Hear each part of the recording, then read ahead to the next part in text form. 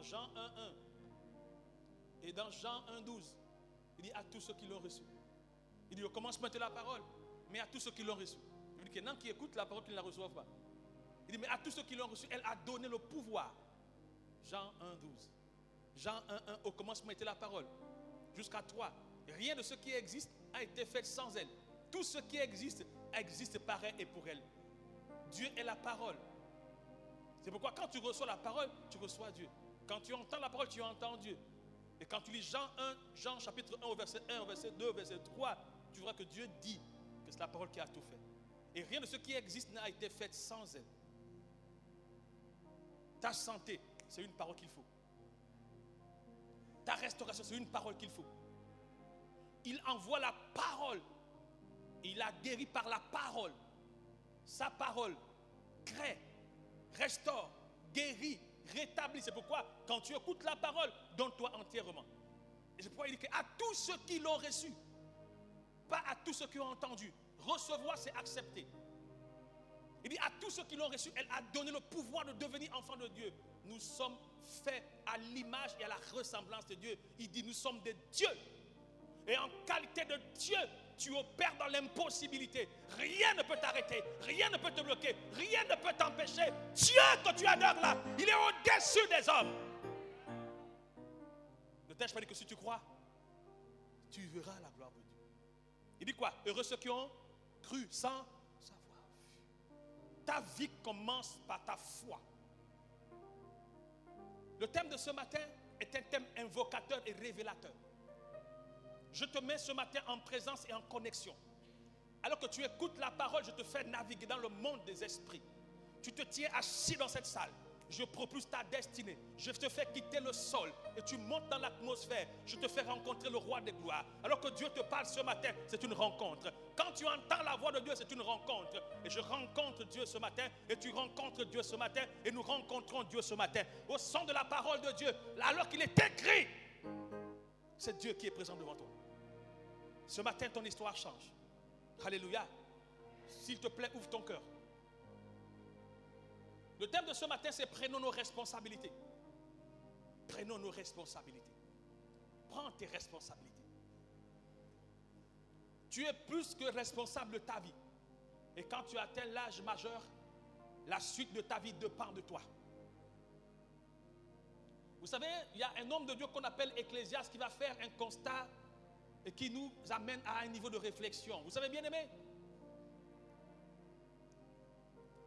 je ne sais pas si tu savoures ta vie chrétienne. Est-ce que tu aimes ta vie chrétienne? Est-ce que tu aimes ta vie chrétienne? Est-ce que tu es content d'être chrétien? Est-ce que tu jouis d'un plaisir extraordinaire d'être chrétien? Est-ce que tu connais les privilèges qu'il y a dans l'alliance? L'alliance de Dieu et toi, ou de Dieu à toi. Est-ce que tu sais ce qui se passe? Aucun père, aucun parent ne laisse son enfant mourir. Il dit que mauvais que nous sommes, arrivons à donner mauvaises choses à nos enfants, à plus forte raison lui. Mon frère, s'il te plaît, écoute la parole. Ce n'est pas que Dieu prenne plaisir de nous voir faibles, écrasés. Ce n'est pas que Dieu prenne plaisir de nous voir souffrir. Quel est ce parent qui prend plaisir de voir son enfant malade alors qu'il peut agir? C'est pourquoi tu vois l'enfant d'un riche est un riche. Car l'enfant est égal à son père. Aucun parent qui aime son enfant ne le verra et le laissera se détruire. Dieu dit que mauvais que nous sommes, nous arrivons, on est capable de donner des bonnes choses à nos enfants. Il dit à plus forte raison lui. Tu sais ce que Dieu a fait? Tu sais ce que Dieu a fait? Il a pris son seul fils unique qu'il a donné à cause de nous. Jésus est mort pour toi et moi. Son sang a coulé pour toi et moi. Il a allé dans les enfers. Il a offert sa vie en holocauste pour que toi, moi, soyons rachetés. Jean 3,16. On dit quoi? Dieu a tant aimé le monde. Qu'il a fait quoi? Qu'il a donné qui? Son fils qui? Unique. Afin que quoi? Afin que quiconque croise en lui ne périsse point, mais que quoi? Mais qu'il ait quoi? La vie éternelle. Donc si tu crois, c'est de ta responsabilité, mon frère. C'est de ta responsabilité que de croire pour recevoir l'héritage de Christ sur la croix. Mais quel est cet héritage? La restauration, la guérison, le rétablissement, les prodiges et miracles. C'est ta responsabilité. Dieu a fait et il a joué sa partition. On connaît Salomon, le fils de David, qui a expérimenté la bénédiction surabondamment. On nous dit qu'il va dire que ce qu'il va vivre, qu'il va voir, ce n'est pas possible, ce n'est pas normal. Est-ce que vous vous interrogez? Est-ce que vous vous inquiétez?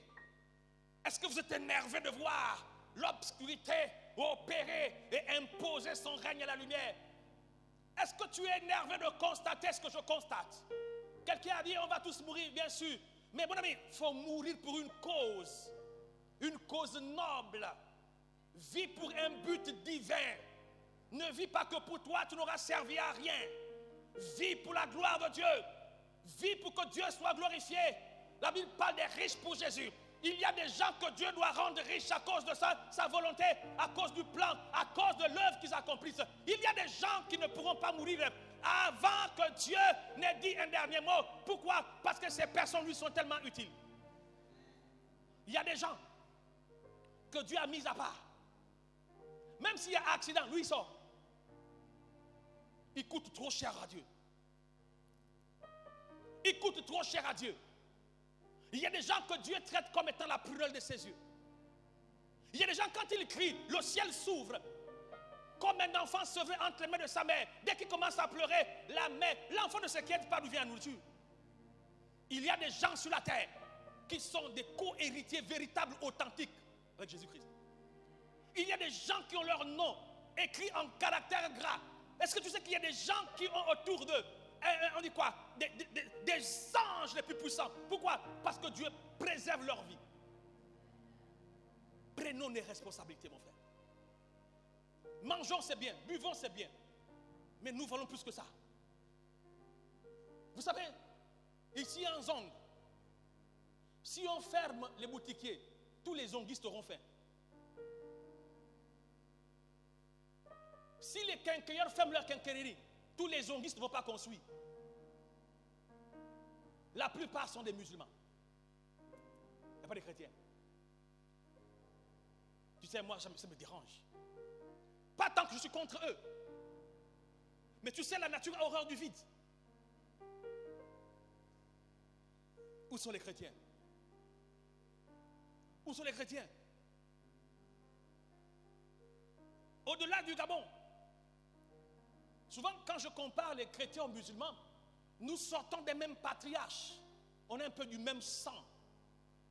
Le sang d'Abraham, il coule chez Isaac, fils de la promesse de Dieu. Il coule chez Ismaël, fils de la rejetée ou vous connaissez la suite. Mais comment expliquer que nous, les fils de la promesse, les mis à part? Salomon dit non. Il dit, je vois ça comme une injustice. Qu'est-ce pas ça? Pourquoi c'est ainsi? Les gens, j'habite à Akanda. Tu sais, quand on parle d'Akanda, on parle des riches. Bon, je prophétise, hein. Ne m'en veux pas. Mais tu vas à Akanda. Mes voisins sont des musulmans qui sont arrivés au Gabon en pirogue. Des ex-machetteurs, des briquetman ou briquetierman, selon que tu trouves le... Mais les gars aujourd'hui, propriétaires, en bordure de route, les Gabonais sont leurs locataires.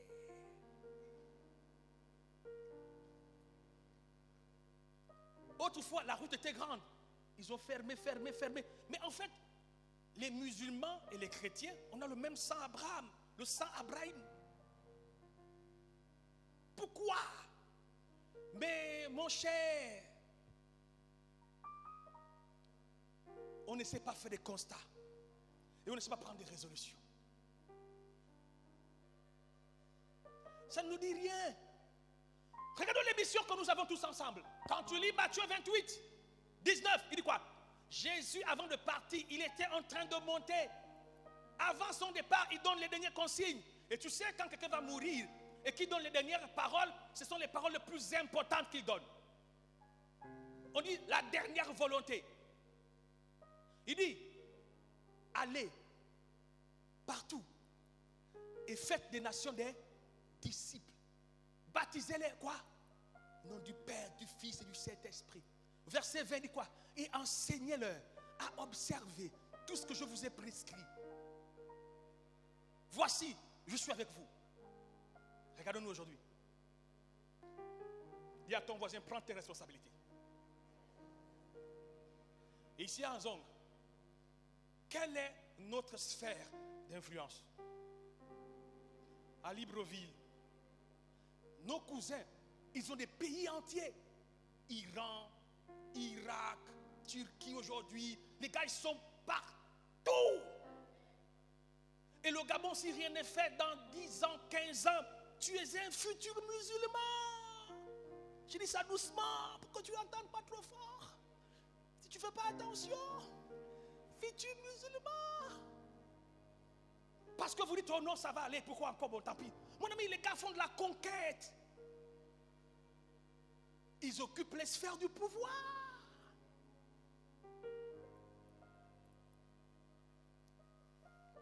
J'ai prophétisé. Je refuse de mourir sans avoir vu quelque chose qui révèle la gloire de Dieu dans la nation gabonaise. Aujourd'hui, on n'a plus de dimanche.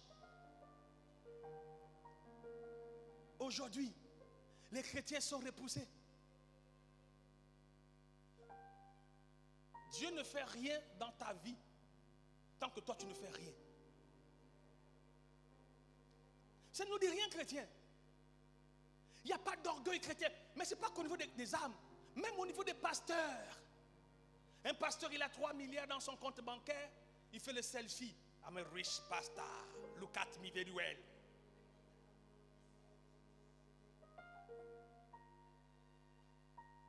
Parce qu'il n'y a pas d'orgueil. Je vais te lire le verset, mon frère. Je vais te lire le verset. Si en tant que chrétien, ça ne te fait rien de voir ce pays qui était autrefois, il y a 10 ans en arrière, un pays quasiment chrétien à près de 90%. Le Gabon était chrétien. Je me rappelle à une période dimanche. Moi, quand je commençais le ministère il y a 10 ans en arrière, quand je quittais d'Akanda pour Nzanyom, la route était désertique. Il n'y avait personne aujourd'hui. Vas-y voir. Dimanche, entre 9h30 et midi, c'est comme si c'était un jour ouvrable. Où sont passés les chrétiens? Ils sont chez eux. C'est là ils font le sport. Man of God, serviteur de Dieu. C'est dimanche, il fait le sport. Un jour loi sacré, où Dieu a dit que ce jour est un jour qui m'est réservé. Maudit soit quiconque osera utiliser ce jour pour sa cause. Mais nous voyons des chrétiens aujourd'hui, dimanche, sont chez eux. Et on les appelle chrétiens. Si tu ne fais rien, tes enfants sont des musulmans. La charia sera votée au Gabon. Tu vas porter le voile, bien masqué comme ninja. On ne voit que les yeux seulement. Oh, je n'ai pas le temps. Je suis occupé. Je suis dans mes fêtes, machin. Tout ce que tu dis, c'est vrai. Il y a une conquête au Gabon. Il y a une guerre spirituelle entre les chrétiens et puis nos cousins. Là, tu vois des noms comme les Ismaël Ndiengi, les Aboubakar Moussavou, les Ondo Moussa, les Ekomi Mamadou. Ils sont baptisés tous. Et on leur colle de nouveaux noms. Je ne suis pas contre ça. Mais je m'adresse à toi et moi en tant que chrétiens. Prenons nos responsabilités. Imposons ce que nous sommes en tant que chrétiens. Écoute ce qu'il va dire. Dans Ecclésias chapitre 10, 5 à 17. Mais je sais que ça ne te fait rien. Pourvu que tu as ton petit boulot, ton petit niam-nam, ton glougou, ton toit pour dormir, et puis c'est tout. Ingrat. Tu es ingrat. La Bible dit que l'homme de bien laisse un héritage à ses enfants. C'est quel héritage tu laisses à tes enfants? Donc toi tu vas aller au ciel et puis les envoyer en enfer. Bon. Il dit, il est un mal que j'ai vu sur le soleil comme une erreur provenant de celui qui gouverne. Celui qui gouverne, c'est Dieu. Dieu est le propriétaire de la terre. Il dit, la folie occupe des postes très élevés. Et des riches sont assis dans l'abaissement. J'ai vu des esclaves sur des chevaux et des princes marchant sur terre comme des esclaves. Des princes marchant sur terre comme des esclaves. Des princes marchant sur terre comme des esclaves. Il n'est pas possible. C'est une erreur ou quoi? Pourquoi c'est ainsi? Pourquoi les princes qui sont supposés être sur les chevaux marchent?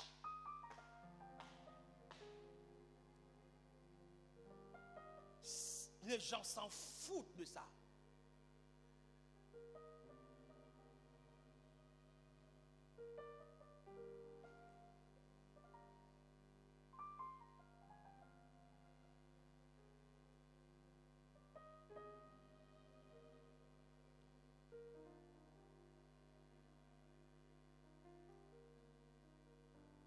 Tout ce que tu fais, c'est pour ta maison. Tu ne penses pas à la communauté chrétienne. Quand tu as à manger, tu as à boire, ça va. Le reste. Ils ne sont pas nombreux qui s'inquiètent de la progression de l'œuvre de Dieu. Ils ne sont pas nombreux qui disent, je préfère mourir de faim. Tu sais pourquoi les mosquées sont en cathédrale, sont des grands bâtiments? Je vous partage mon cœur. Je suis nullement contre eux. Je suis admiratif. Leur niveau d'engagement, d'implication, de sacrifice me parle. Parce que moi, je ne suis pas là pour être riche. Je suis là pour rendre riche. Donc c'est comme de l'eau qui coule dans un tuyau.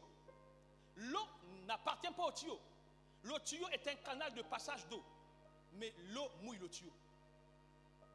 Ça veut dire que l'eau, indirectement, implicitement, bénéficie du passage d'eau sur lui.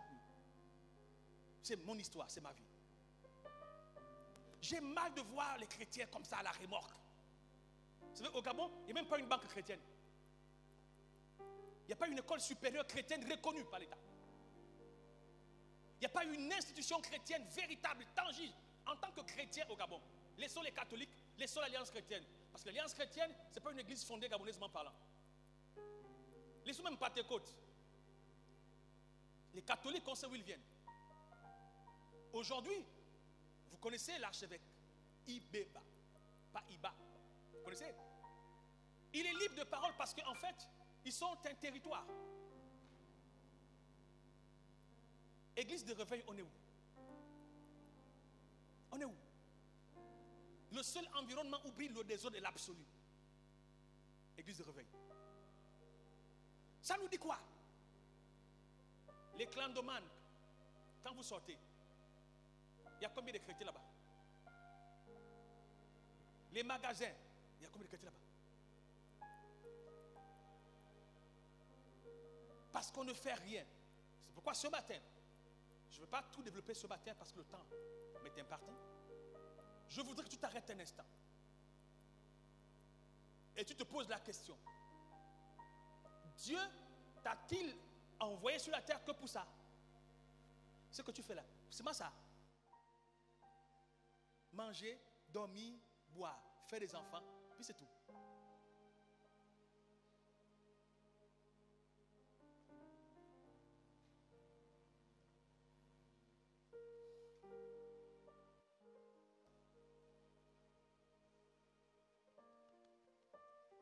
J'ai mal dans mon esprit. J'ai mal dans ma chair. Parce que les chrétiens de notre génération, nous brillons et nous opérons dans un niveau d'inconscience. On s'en fout. Vous savez, moi je ne suis pas d'avis, je ne suis pas pour que les Gabonais aillent à l'étranger. Tous. Ce qu'on appelle la fuite des intelligences. Quelqu'un fait l'école, il réussit, il quitte le pays. Il fait l'école, il réussit, il quitte le pays. Il fait l'école, il quitte le pays. Qui reste dans le pays? Si les intelligences sont exportées, comment on fait? J'ai constaté en méditant la parole qu'il y a une crise de patriotisme au Gabon. Les Gabonais n'aiment pas leur pays.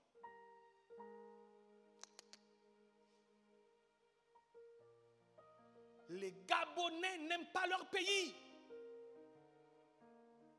Ce qui les intéresse, c'est leur ventre. C'est tout. Dans d'autres pays, vous savez, c'est des communautés qui créent leurs ruelles, qui construisent leurs ruelles, qui font des routes pour eux. Nous, on attend l'État. J'ai vu des Gabonais. Il a l'argent. Il va acheter une grosse voiture. Lui-même, il est en haut comme ça. Il met les pavés jusqu'à son entrée. Toute sa cour est bien pavetée ou pavelée, comme on dit. Jusqu'au niveau du portail. Et puis il sort en gros 4x4. Barré comme ça là. On dit il est Gabonais. Si tu as de l'argent, les grands footballeurs là, regardez les pieds des autres. Les gens disent qu'il a voulu faire, l'État l'a arrêté. Vous savez, le Gabon, il y a trop de on a dit. Un document montré. On a les réseaux sociaux qui existent aujourd'hui, qui va plus loin que la télé. Tu as vu ces gars-là montrer un document adressé au ministère des Transports que non, je suis Gabonais, tel ou je suis de telle nationalité, ou voilà, je veux faire Gabonais. Je veux entreprendre des travaux pour la réhabilitation de cette voie, tout ça, voilà. Et puis, il reçoit accusé, non. Et puis, il présente. Ils ont refusé. Ça devient couler comme ça. Que, oh non, il a voulu faire, on a refusé. Oh, il a voulu faire. C'est écrit où? Montrez la preuve. Chrétien, wake up. Il faut te réveiller. Il faut te réveiller. Il faut te réveiller. Maman, papa, on a des enfants derrière nous. Ça ne fait rien. Ils sont perdus. J'ai toujours dit, ne parlez pas mal de l'État. Parce que l'État a besoin de la lumière. À l'époque de Daniel, Daniel a fait honorer, respecter son Dieu à Babylone. Dans un territoire où l'occultisme, la sorcellerie était développée. Il a fait imposer son Dieu. On dit le Dieu de Daniel. Nous sommes chrétiens. Si chacun pense à Christ d'abord, il agira différemment. Il sera différent. Et cette différence, Dieu va accompagner par une onction et puissance. Frères et sœurs, prenons nos responsabilités. Vous savez, par exemple, il y a beaucoup de choses que je ne fais pas. Quelle est l'activité des Gabonais? Si ici en Zong, si on demande ici en Zong, les Gabonais font quel commerce? Ils font quoi comme commerce? Hein? Vous-même qui connaissez, vous me dites. Hein? Les bars. Les bars. Plus quoi? Ils vendent le manioc. Bon, quand on va au PK5, ils vendent quoi là-bas? Les moussoungou. Les moussoungou, hein? Ils vendent quoi? Ils vendent des palmes, hein? Alors, faites des restaurants. Faites des épiceries. Pourquoi forcément vendre de moussoungou? Quand vous vendez le moussoungou, qui meurt? Ce sont vos enfants, vos propres fils. Non, mais s'il vous plaît, blague à part, musulman en poche. Vends les tas de gâteaux, fais je ne sais pas, les arachides. Pourquoi le moussoungou?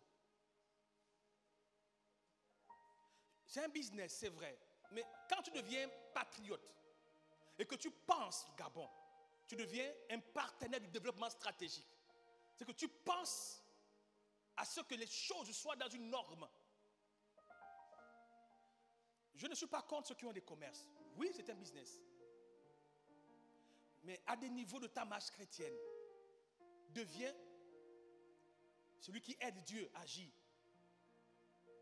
En tant que chrétien au Gabon, chrétien ici en Zong, bientôt nos amis auront leur mosquée ici.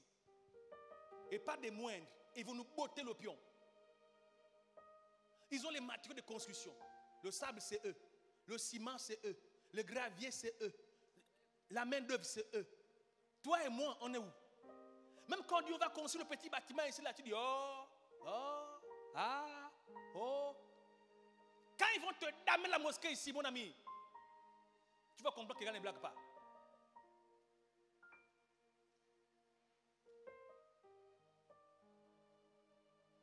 Allons-y, construisons un terrain de foot chrétien pour rassembler la jeunesse chrétienne ou la jeunesse de Nzong. Mettons-le dans une activité. Créons un club de foot Nzong. On a l'église aujourd'hui. Et on fédère tous les jeunes. On les apprend, on les conditionne. Cette jeunesse sera une bénédiction demain. On dira, ah, à Nzong, il y a un club de football chrétien. Et regardez le dynamisme. Parce que tu prends ton argent, je prends mon argent, elle prend son argent. Nous prenons nos argents pour donner à notre génération, notre jeunesse, un avenir et de l'espérance. Mettons en place des mécanismes. Nzong est une zone en voie de développement. Profitons, les amis. Vous avez des terrains. Mettez-les à la disposition de l'église. Je donne mon terrain pour l'église. On peut mettre quoi? On met une activité pour permettre aux jeunes, n'est-ce pas, de se caser, pour donner à les premiers venus, les premiers servis. Sortez de l'égoïsme, de l'égocentrisme. Oh, moi. Sortez du moi. Chrétien.